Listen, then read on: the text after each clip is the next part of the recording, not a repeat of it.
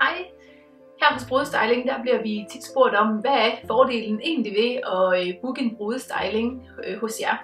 Og der kan man sige, at når du booker en brudestyling hos os, så kommer stylisten hjem til dig, både til testopsætningen og bryllupsmorgen.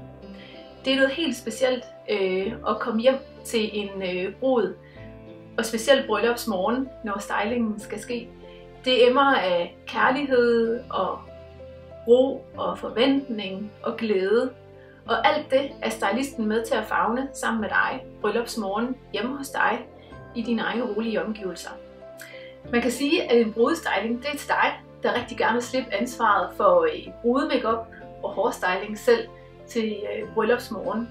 Så lægger du ansvaret i hænderne på en professionel, der kommer og varetager al hyggen og hårstylingen og make-up'en, både til testen og bryllupsmorgen.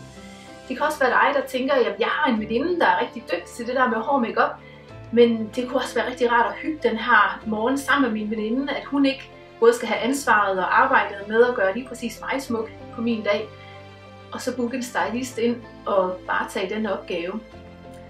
En brudestyling det er også til dig, som der rigtig godt kan lide at have styr på tingene, at du har testet det af i god tid, du ved lige præcis hvordan at det bliver bryllupsmorgen, så at du kan glæde dig fra testopsætningen og så tiden frem til den store dag.